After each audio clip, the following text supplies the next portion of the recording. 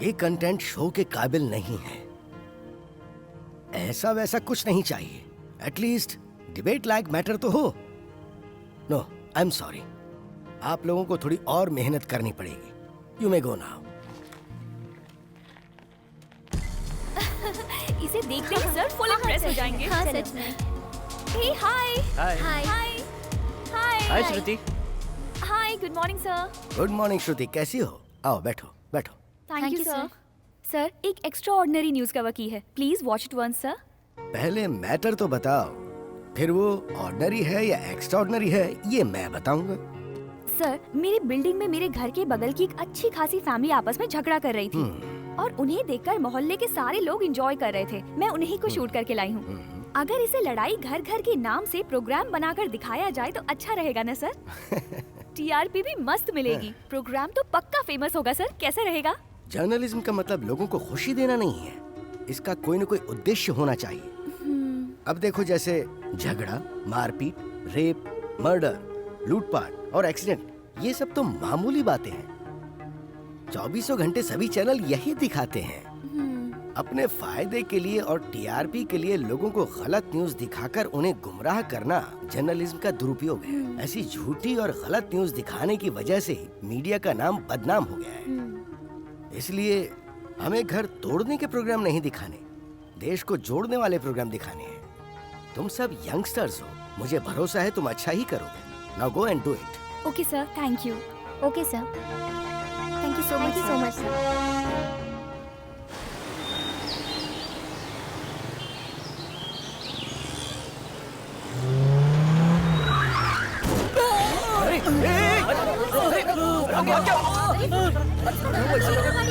अरे तो बहुत जख्मी हो गया। हाँ, कोई तो अस्पताल ले जाना पड़ेगा। अरे पीछे हटो, पीछे, ये पुलिस केस है, पीछे हटो। अरे लेकिन दूर रहो, कोई हाथ मत लगाना, दूर रहो। एम्बुलेंस को फोन करो भाई। अरे कोई तो फोन करो। अरे मर जाएगा बेचारा ये। एम्बुलेंस को फोन करो बेटा। हाँ अभी करता हूँ मैं। अरे कोई इसे पानी पिलाओ यार। अरे कोई पानी पिलाओ। अरे पिलाओ भाई, पानी पिलाओ। क्या हो गया यहाँ पर? सुनिए, आप चलिए यहाँ से, हमें इस झमेले में नहीं पड़ना।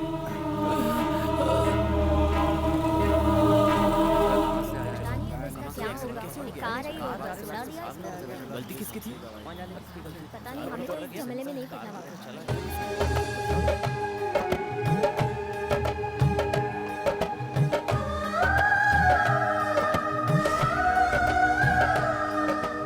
अरे छूना मत, छूना मत, पुलिस केस है ये। मुझे परवाह नहीं है पुलिस की, पहले इसे बचाना होगा। अरे लो लो, इसे पानी पिलाओ। हाँ हाँ, लो जाओ, लो पिलाते हैं। ये लीजिए। जल्दी से ऑटो बुला कर लो। हाँ लेके आता हूँ, लेके आता हूँ। अरे हटो भाई। ऑटो आया क्या? चलो चलो जल्दी। अरे आराम से, आराम से। चलो चलो उठाओ। आराम से, आराम से। ठीक है, चलो भाई, पास के किसी हॉस्पिटल में ले चलो।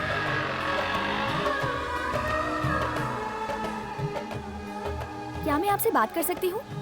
आप लोगों को खुद मदद की जरूरत है, लेकिन आप दूसरों की मदद कर रहे हैं। आप लोग सच में ग्रेट हैं। जिसे खुद पे भरोसा होता है वो कुछ भी कर सकता है, ऐसा हमारे जीतू भैया कहते हैं। ग्रेट हम नहीं हैं, हमारे जीतू भैया ग्रेट हैं। हमारे जैसे कितने ही लोगों का सहारा हैं हमारे जीतू भैया। चलो भाई चलते हैं। यार, ये जीतू भैया कौन है?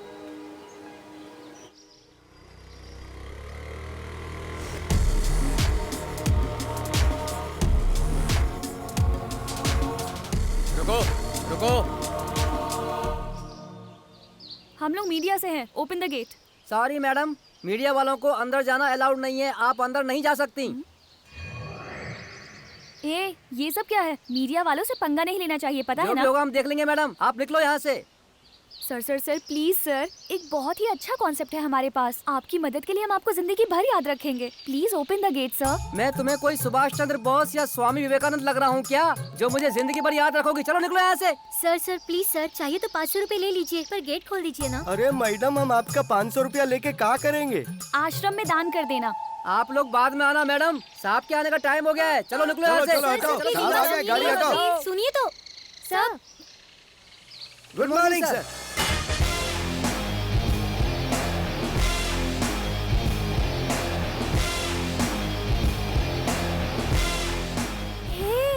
ये है Jitu.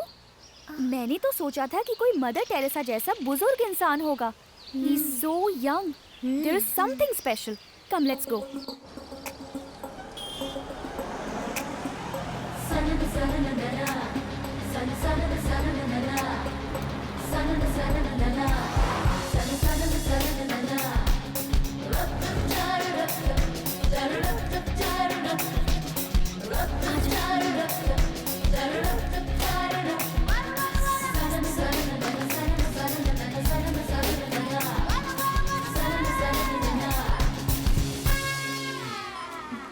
Excuse me sir, if you don't mind, क्या मैं 2 मिनट आपसे बात कर सकती हूँ?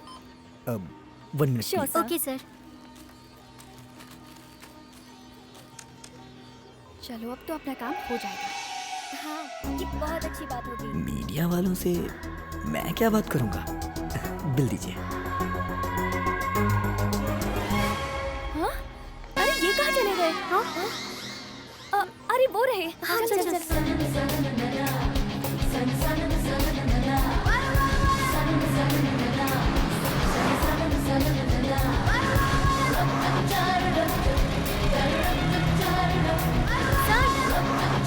रुकिए रुकिए।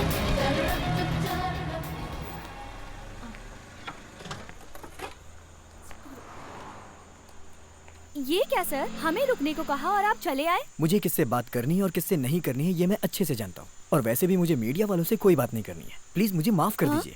हम मीडिया वाले हैं, ये आपको कैसे पता? आईडी देख के पता चल जाता है मैडम।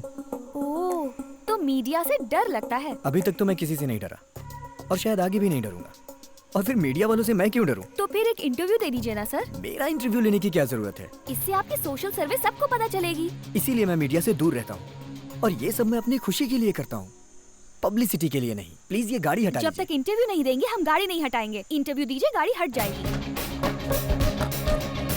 सर, सर,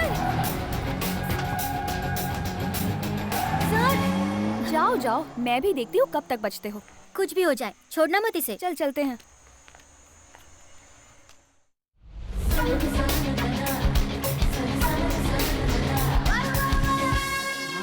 क्यों मैडम, आप फिर आ गई? मैंने कहा था ना आपसे, यहाँ पर मीडिया वालों का आना मना है। मीडिया की तरफ से नहीं आई हूँ, मैं तो इस अनाथ बच्चे को आश्रम में छोड़ने के लिए आई हूँ। क्या करें समझ में नहीं आ रहा है। ये लड़का तो बिल्कुल ठीक लग रहा है। हाँ सर, दिखने में तो ठीक ठाक लगता है, लेकिन बेचारे के माँ बाप इस दुनिया में नहीं है। ऊपर से बेचारा बेजुबान भी है। हाँ अंकल, मैं बोल नहीं पाता हूँ। ठीक है, अंदर हाँ लेके जाओ। ठीक है, चलो चलो। हाँ, कुछ तो गड़बड़ लग रहा है। ए लल्लू, मैंने तुझे गूंगा बना रहने के लिए बोला था ना, फिर तू बोला क्यों? सॉरी दीदी। हाँ? मतलब उल्लू बनाया? ए मैडम जरा रुको, कहाँ जा रही हो? ओह गॉड, अब क्या होगा? अब तो लगता है अपना प्लान फेल हो जाएगा। ए, झूठ बोलती हो, हैं? ये लड़का गूंगा कहाँ है मैडम? ये तो बात कर रहा है।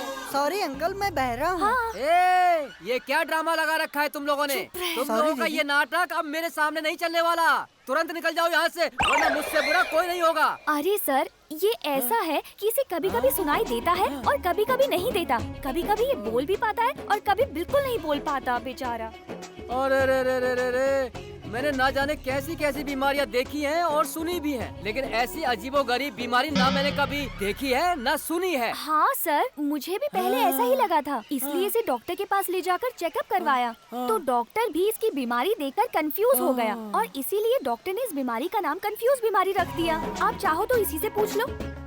तेरा नाम क्या है बेटा? मैं खुद कंफ्यूज हो गया हूँ। ठीक है, जाओ ओके जाओ। Okay, thank you sir. चलो चलो चलो। हाँ चलो। देख, अगर तूने फिर से ऐसा किया ना तो अपने पैसे लेके तुझे वापस भेज दूंगी, समझा? ध्यान से, अंदर बड़े साहब हैं, अच्छी एक्टिंग करनी होगी। क्यों, समझ गया ना? मे आई कम इन सर? या कम इन। आजा सर।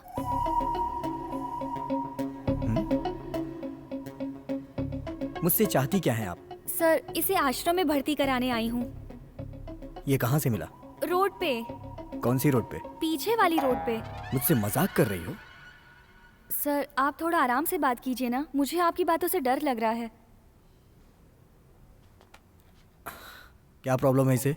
सर, इसे सुनाई नहीं देता, बेचारा बहरा है। दीदी आपने तो पहले गूंगा बोला था, अब बहरा बता रही। तो चुप कर। अगर ये बहरा है तो फिर तुम्हारी बातों का जवाब कैसे दे रहा है? घंटे से कुछ होता है, इसीलिए ऐसी हरकत कर रहा है। इसका मतलब ये लड़का बिल्कुल ठीक ठाक है। लेकिन दीदी मैं तो अंधा हूँ ना। हाँ सर, सच में इसे दिखाई नहीं देता। बैठो। थैंक यू सर, बैठ जाओ।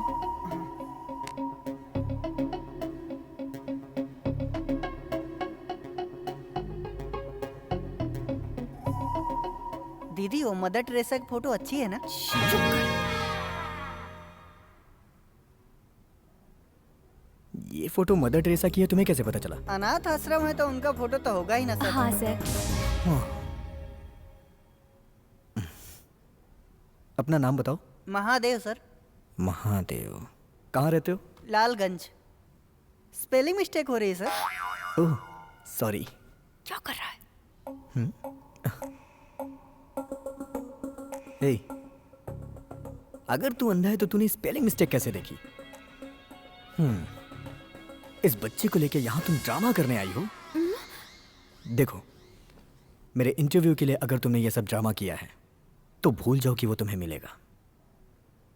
प्लीज तुम यहाँ से चली जाओ। सच है सर, मैंने ड्रामा करके इंटरव्यू लेने का सोचा था, लेकिन यहाँ आके पता चला कि इन कामों से कितना सुकून मिलता है। अब आप खुद भी इंटरव्यू देंगे तो भी मैं नहीं लूंगी सर। उस दिन इस आश्रम के लड़कों को देखकर, उनकी सेल्फ कॉन्फिडेंस को देखकर मुझे बहुत खुशी हुई, और उस कॉन्फिडेंट की वजह आप हैं ये भी पता चला। प्लीज सर, क्या मैं कभी कभी इस आश्रम में आ सकती हूँ?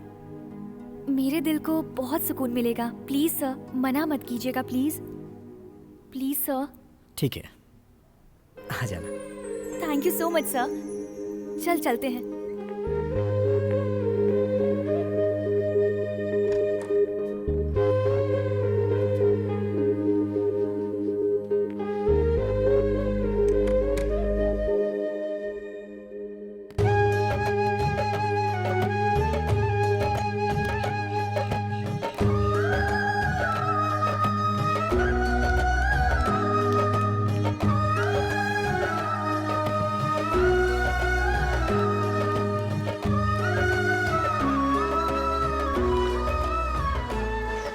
कौन है, कहाँ से आए हैं, इनका पास्ट क्या है, इनके माता पिता कौन है, आपको पता है? इन सब के माता पिता हैं।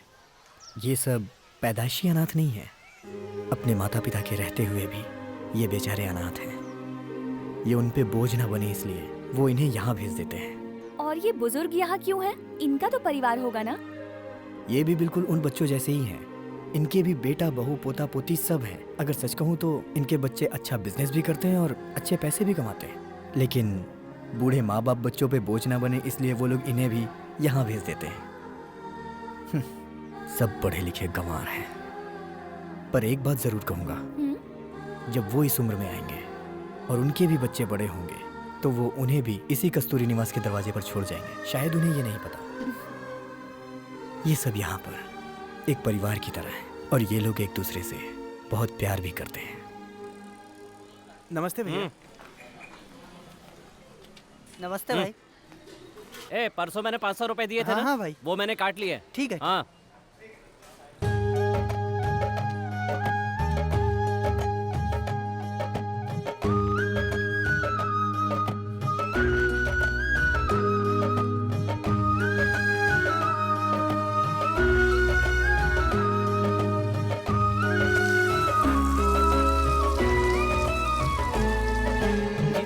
नमस्ते भैया। अरे क्या हुआ? भैया ये पैसे ले लो भैया। पैसे? मुझे क्यों पैसे दे रहे हो? भैया हमारे माता पिता बहन भाई कोई नहीं है, सब कुछ आप ही हैं। आप हमारे लिए इतना कुछ कर रहे हैं तो उसके लिए ये छोटी सी भेंट ले लो ना भैया। इसे पकड़ो और सुनो, तुम सबसे एक बात कहता हूँ, दुनिया में तुम्हारा कोई नहीं है, तुम अनाथ हो, ऐसा किसी से मत कहना। बल्कि ये कहना कि यहाँ जितने भी लोग हैं सब एक परिवार की तरह हैं। आप लोगों ने आज ये जो किया है मुझे बिल्कुल भी पसंद नहीं आया। आपका काम करना मुझे अच्छा नहीं लगता, लेकिन आपकी जिद की वजह से मैंने हाँ किया था। भैया हमें सब कुछ आप ही तो दे रहे हैं, तो इन पैसों का हम क्या करेंगे? प्लीज ले लीजिए। ओके ठीक है, अगर आपको पैसे देने ही हैं तो आप हॉस्पिटल जाओ, वहाँ गरीब मरीजों की मदद करो। कितने बच्चे हैं जिन्हें पढ़ने की इच्छा रहती है लेकिन वो पैसों की वजह से पढ़ नहीं पाते हैं, तो आप लोग उन बच्चों की मदद करो, उसके बाद भी अगर पैसा बचता है तो उसे सेव करो। सेविंग का मतलब तो आप लोग समझते हो ना? तो आज से बचे पैसे आप सेव करेंगे। इस आश्रम में जब तक मैं जिंदा हूँ कोई भी अनाथ नहीं है।